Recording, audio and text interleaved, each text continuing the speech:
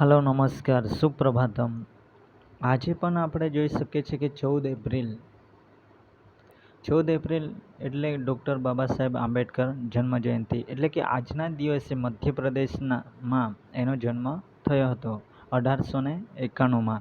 અને એનો સમયગાળાની વાત કરીએ તો આપણે 1891થી લઈને 1956નો એનો સમયગાળો છે. આ સમયગાળા દરમિયાન એને ભારતીય સમાજના જે લોકો છે એ લોકો માટે ભગીરથ કાર્ય કર્યું છે.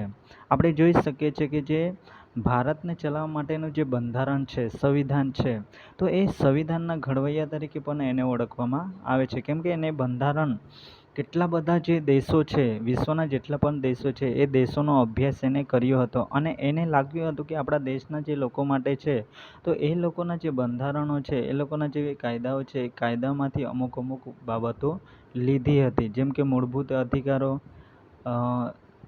રાજનીતિના સિદ્ધાંતો, પછી સંસદીય, તો આવી બાબતો જે છે બંધારણની અંદર આપણે જોઈ શકીએ છીએ કે જેને ઘડવા માટે લગભગ કરીને 2 વર્ષ 11 મહિના અને 18 દિવસ લાગ્યા હતા. અને 26મી જાન્યુઆરી 1950ના દિવસે બંધારણ લાગુ કરી દેવામાં આવ્યું હતું. અને તે દિવસથી આપણે ગણી શકીએ છીએ કે ભારતને ચલાવવું હોય તો કાયદાની જરૂર પડે છે. અને અંગ્રેજો પણ એવું ઈચ્છતા હતા કે જ્યાં સુધી ભારતનું પોતાનું બંધારણ ના હોય ત્યાં સુધી અમે અહીંથી અમારું શાસન જે છે એ અમે છોડી શકતા નથી. એટલા માટે ખરેખર બંધારણ ઘડવાની જરૂરિયાત ઊભી થઈ હતી. અને એવા જે પુરુષ છે, વીર પુરુષ આપણે કહી શકીએ કે જે ડૉક્ટર બાબા સાહેબ આંબેડકર, જેમને આ જે ભગીરથ કાર્ય છે બંધારણ ઘડવા માટેનું, તો એને ખરેખર સારી રીતે આ બંધારણ જે વિશ્વના જેટલા પણ જે કાયદાઓ છે, દેશો છે, એના અભ્યાસ કરીને બંધારણની અંદર ઇન્વોલ્વ કર્યા. અને મોટામાં મોટું જે બંધારણ છે વિશ્વનું, તો એ ભારતનું છે. અને એ બંધારણ આપણને એક જ બાબત શીખવે છે કે દરેક વ્યક્તિ, દેશની અંદર જે પણ વ્યક્તિ રહે છે, તો એ વ્યક્તિ માટે સમાનતા, સ્વતંત્રતા અને સારી રીતે ન્યાય મળી રહે. આ 3 બાબતો ઉપર મુખ્ય કહી શકાય કે ભારતની અંદર જે પણ વ્યક્તિઓ હોય, નિમ્ન વર્ગ હોય, મધ્યમ વર્ગ હોય, ઉચ્ચ વર્ગ હોય કે પછી સમૂહ હોય, એસસી, એસટી, ઓબીસી હોય, તો દરેક વ્યક્તિ માટે, માત્ર કોઈ સમુદાયો માટે આ બંધારણ લખવામાં આવ્યું નથી, પણ ભારતમાં જેટલા પણ લોકો રહે છે એ લોકો માટે આ મહત્વપૂર્ણ બાબત કહી શકાય. અને આજે એનો જન્મદિવસ છે, તો વિશ્વના જેટલા પણ જે વિદ્વાનો છે એ વિદ્વાનો આજ સુધી 32 જેટલી ડિગ્રીઓ કોઈ પાસે નથી.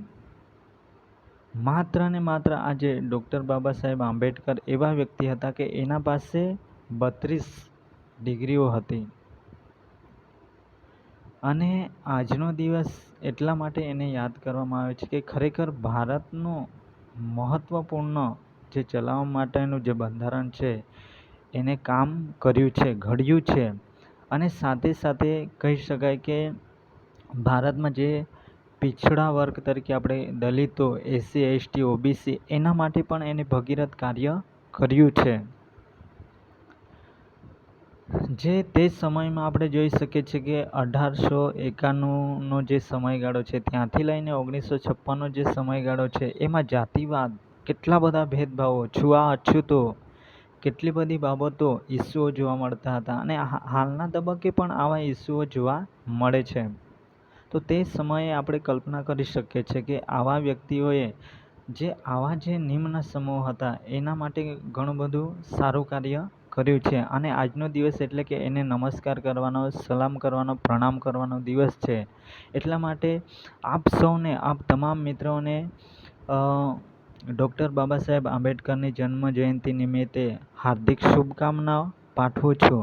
અને હું પણ ઈચ્છું છું કે દરેક વ્યક્તિ એમના જે વિચારો છે એ પોતાના જીવનમાં ચરિતાર્થ કરે.